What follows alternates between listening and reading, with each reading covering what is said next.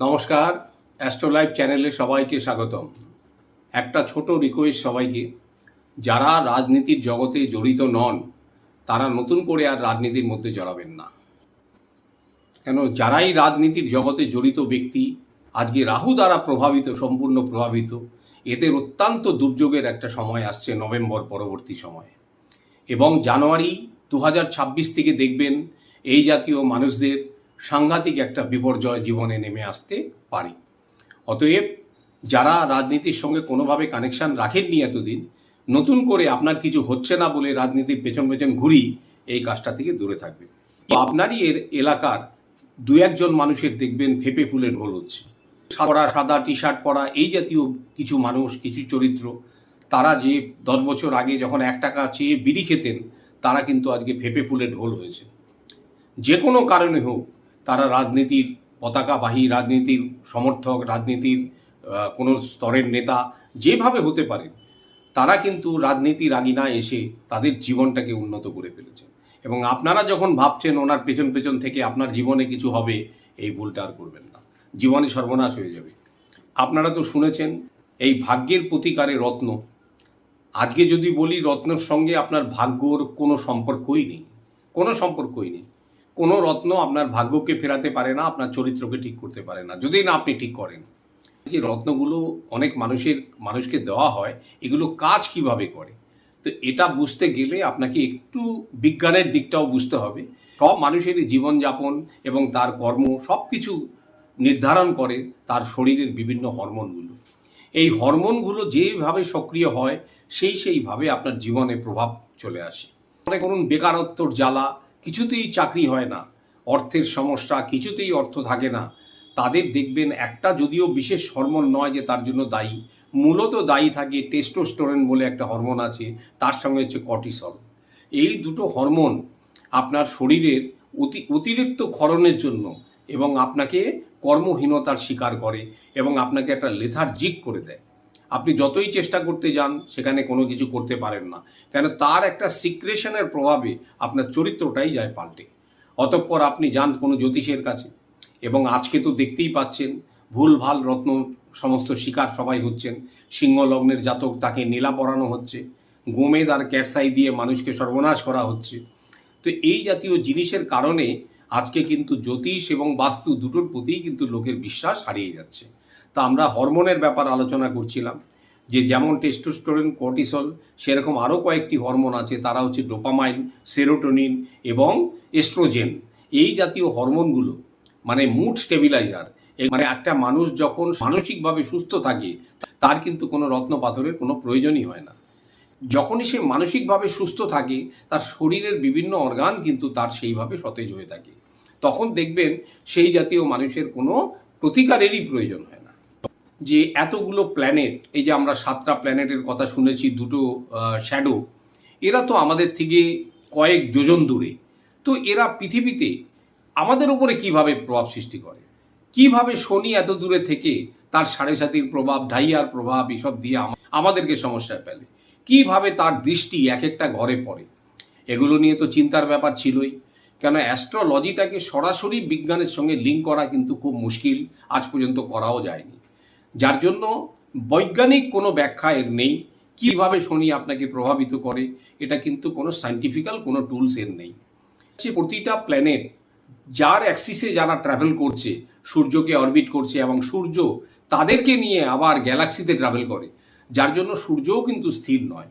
আমরা যে পড়েছি সূর্য একটা নক্ষত্র এবং একটি জায়গায় স্থির, তাকে সবাই মিলে অরবিট করে, এটাও একটা ভুল ধারণা। সূর্য কিন্তু তার টোটাল সৌরমণ্ডলটাকে নিয়ে আবার সে অরবিট করে গোটা গ্যালাক্সিতে, এটাও জেনে রাখুন। তাই জন্য কেউ স্থির না, প্রত্যেকে যে যার অ্যাক্সিসে ঘুরে চলে যাচ্ছে। যেহেতু ঘূর্ণন এবং তার গতি সবসময় সঠিক, কেউ কিন্তু আপনারা বুঝতে পারবেন না যে পৃথিবী এত বেগে সবসময় মুভ করে যাচ্ছে। কোনো দিনও যদি এই মুভমেন্টের একটি তারতম্য ঘটে, সারা পৃথিবী ওলটপালট হয়ে যাবে। অতএব প্রতিটা প্ল্যানেট তার একটা কসমিক এনার্জি আছে, এবং কসমিক রেগুলো কিন্তু প্রতিটা মানব শরীরে প্রভাবিত করে। যেমন মনে করুন স্যাটার্ন, তার একটা কসমিক রে, জুপিটার তার একটা কসমিক রে। এইবারে কোনো একটি জাতক, সেই জাতকটি হয়তো সিংহ লগ্নে জন্ম, এবং তার জন্য যখন আমরা রত্ন পাথর কোনো কিছু দিই, অবশ্যই লালচে কালার, কেননা তার শরীর কিন্তু চাইছে রেড এনার্জিটাকে উজ্জীবিত করো, এবং তাকে যখন আপনি নীলা জাতীয় কোনো জিনিস দিয়ে দেবেন, ঠিক তার রিভার্স, কেন লালের ঠিক বিপরীত হচ্ছে নীল, তখনই তার জীবনে নানান রকম দুর্বিপাক। কেন যখনই কোনো সূর্যের আলো কোনো একটা রত্নের মধ্যে দিয়ে গিয়ে তার ব্লাড স্ট্রিমে যাবে, সেই কালারটা তো তার জন্য সুটেবল নয়, যার জন্যই লগ্ন ভিত্তিক প্রতিকার কিন্তু এসছিল। এবং আমরা কিন্তু এই নিয়ে সরব ছিলাম যে আপনার ফ্রেন্ডলি প্ল্যানেটের যে রং সেটাই আপনাকে ব্যবহার করতে হবে, এবং রাহু কেতুর কোনো রত্ন ব্যবহার করবেন না। কেন সূর্যের যে 7টা রং দেখবেন, কোনো রঙের সাথে কিন্তু এই রাহুর এই সর্ষের তেলের কালার আর কেতুর একটা অদ্ভুত কালার, ফ্রস্টেড একটা কালার, তার সঙ্গে আবার একটা শাইনিং আই, এইটা সূর্যের কোনো রকম কালারের সঙ্গে ম্যাচ করে না। যার জন্য এই দুটি পাথর পড়ার পরে মানব জীবনে দুর্বিপাক, দুর্যোগ, জীবনে শত্রুতা, কর্মহীনতা, কর্ম থাকলে তার থেকে ক্ষীণতা, এইসব জিনিসগুলো আনে। যে আমাদের জীবনে যেসব সমস্যা, এই সমস্যার কারণগুলো আমাদের হরমোনাল ডিসব্যালেন্স। হরমোনাল ডিসব্যালেন্সের সবচেয়ে মহা ঔষধটা কি? সে তো রুদ্রাক্ষ। এই রুদ্রাক্ষ নিয়ে তো আমরা বিভিন্ন সময়ে আলোচনা করেছি। কেন বারে বারে রুদ্রাক্ষ বলেছি বুঝতে পারছেন? যে আপনি রুদ্রাক্ষ যদি ভুল বশতও পড়ে ফেলেন, আপনার লাভ হবে কি কি হবে জানি না, ক্ষতি কিন্তু আপনার হবে না। আপনি দেখবেন অনেকে আলোচনা করে এই রুদ্রাক্ষ পড়বেন, পরে যদি ঠিকমতো না পারেন একদম সর্বনাশ হয়ে যাবে। রুদ্রাক্ষ পরে মাছ খাওয়া যায় না, মাংস খাওয়া যায় না, এই নিয়ে বহু শুনেছেন।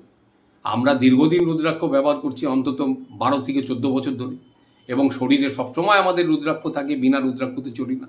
যার জন্যই আজকের দিনে রত্নের থেকে রুদ্রাক্ষের প্রভাবটা হয়ে গেছে অনেক বেশি।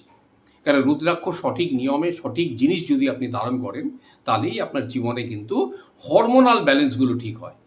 আপনি বিপরীত ধর্মী কোনো জিনিস যখন নিতে যাবেন, তখনই কিন্তু আপনার জীবনে দুর্বিপাক।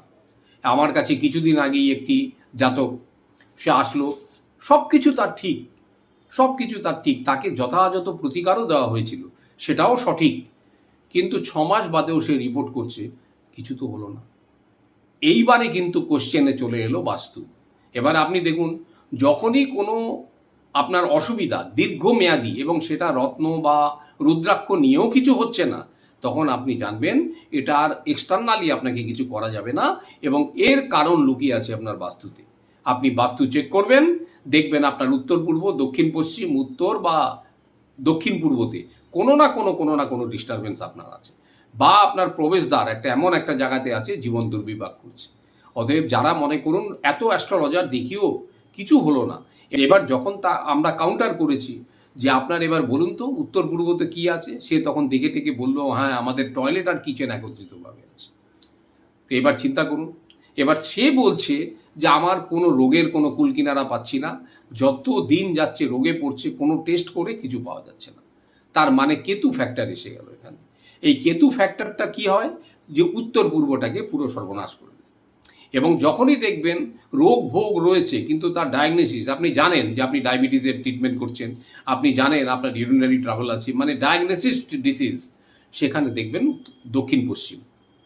আপনার সম্পর্ক খারাপ, আপনি ব্যাংক ব্যালেন্স ভেঙে ভেঙে খাচ্ছেন, আপনি জানবেন আপনার দক্ষিণ পশ্চিম। আগামী দিনে যারা সৎ পথে থাকবেন তারা ভালো থাকবেন ভাই, আমরা বলে দিলাম তারা ভালো থাকবেন। কিন্তু যারা রাহুর দ্বারা প্রভাবিতভাবে রাজনৈতিক জীবনযাপন পালন করেছেন, তাদের এবার ইতি টানার সময় হয়ে গেছে। তাদেরও দেখবেন কথাবার্তার মধ্যে শালীনতা থাকবে না, চেঁচামেচি করে কথা বলবে, আঙ্গুল তুলে কথা বলবে। তখন আপনি বুঝে যাবেন যে সূর্য দ্বারা ইনি প্রভাবিত না, ইনি রাহু দ্বারা প্রভাবিত, এবং এনার মঙ্গলও খারাপ, বুধও খারাপ। অতএব রাহু, মঙ্গল, বুধ এবং রবি যথারীতি যখন খারাপ হয়, তখন সেই মানুষটির জীবনে সাময়িক সুখ থাকবে, কিন্তু এই সুখ কিন্তু বিসর্জন হওয়ার জন্য তৈরি হয়েই আছে, এবং এটাই হবে। যার জন্যই রাজনীতির দিকে আর এখন পা দেবেন না, সৎ পথে থাকুন, সুস্থভাবে থাকুন, পরশ্রী কাতরতা থেকে বিরত থাকুন, আর ঘর থেকে বেরিয়ে যান, বাড়িতে বসে থাকবেন না। কেন আরেকটা রিসার্চ আমাদের সাবজেক্ট, যে মানুষ ঘর বন্দি থাকে তার দেখবেন সমস্ত কটা প্ল্যানেট খারাপ হয়। কেন তার ভালো এনার্জি খারাপ এনার্জি কোনোটাই তার শরীরে সঠিকভাবে আসে না, কেন যেহেতু সে সানলাইটে কম আসে। অতএব চেষ্টা করুন যতটা সম্ভব আপনাকে বহির জগতের সঙ্গে আপনাকে কানেক্ট করতে। বহির জগতে কানেক্ট করতে করতে আপনার একটা সময় আসবে যখন এই পা দুটো আপনার সচল হবে, কেতু যখন অ্যাক্টিভ হবে তখন আপনার লাইফে অনেক সমস্যা দেখবেন অটোমেটিক্যালি মিটে যাবে। নমস্কার, সবাই ভালো থাকুন। ওম নমঃ শিবায়।